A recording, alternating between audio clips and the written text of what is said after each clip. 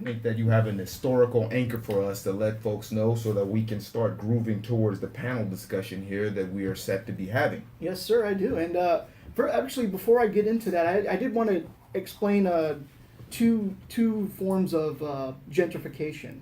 There's direct displacement, which is where your landlord ups your rent to the point where you can't afford it and you have to leave. Mm-hmm.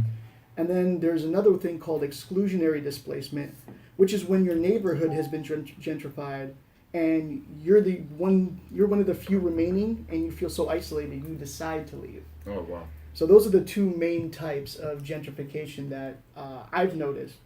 But let's go ahead and go into the historical anchor, and we'll start off with the beginning of San Diego's. When the Spanish arrived in 1769, Mm-hmm.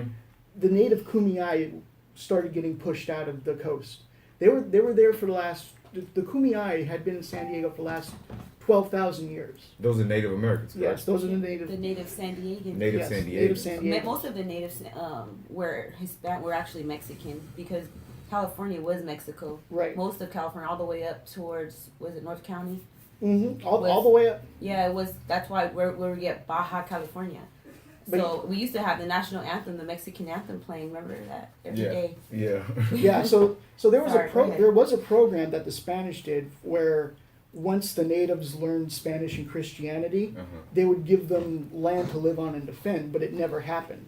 The Mexico won their independence from Spain, and then in 1832, the governor secularized the mission lands. Which secularized means, please elaborate. Which it basically means the land that used to belong to the church that was reserved for the natives once they learned Spanish and all that. Yeah. That now belonged to the state.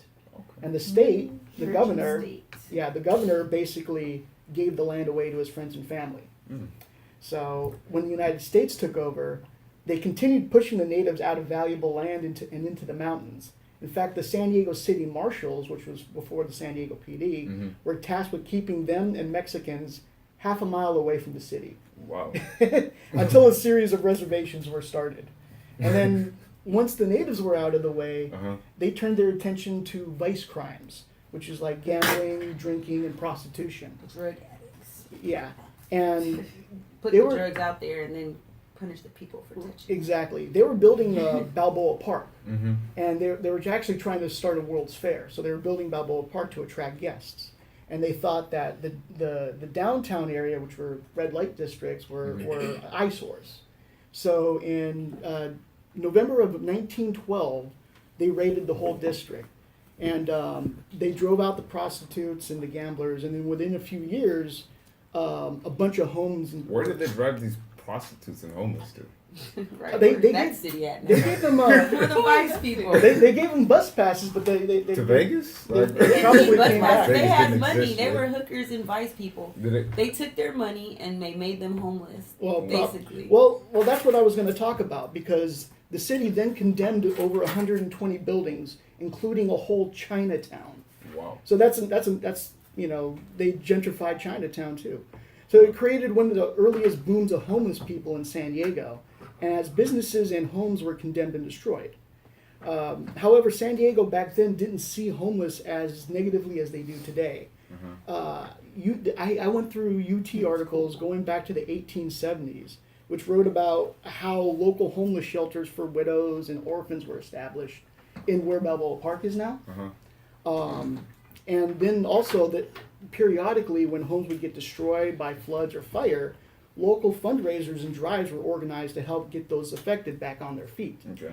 And so after 1941, after the attack on Pearl Harbor, there was another wave of gentrification, but it was the Japanese. They were, and as they were taken away from their homes, they couldn't pay their rent, they couldn't pay their taxes or anything. So the cities would confiscate their land, their homes, or their businesses. So, and then they would auction them off to other people. Friends and family, obviously, right? Well, whoever, yeah. The rich public. people. I was referring to the fact that the governor gave land to his friends and family. Right, and so it wasn't until the election of Mayor Pete Wilson in the 70s when San Diego started to change their focus to downtown redevelopment to bring in businesses. So as a result, the attitude in the Union Tribune and the Reader articles toward homelessness began to turn negative. And as that happened, they started pushing more people out. Redevelopment soon occurred. They tried to gentrify Barrio Logan, but the residents actually fought back and created Chicano Park. Oh wow, that's a beautiful place. That's I the should one- live by that. Yeah, that's the one thing. But by 1978, Seaport Village was under construction, Horton Plaza in 1982, as well as the Convention Center in 1987. So with each of these new major businesses, more people were being displaced from their homes and businesses. So that's basically the anchor as it is.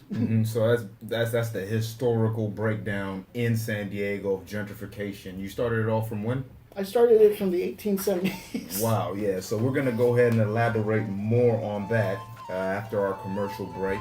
It's going to be more live. It's going to be 4 different perceptions, maybe even 5. We're going to hit it from all different sides. I will start it off, be followed by Kadena, then Mark, and then Miss Cat. You good? Yes, I do. We're out. We'll see you back in a sec.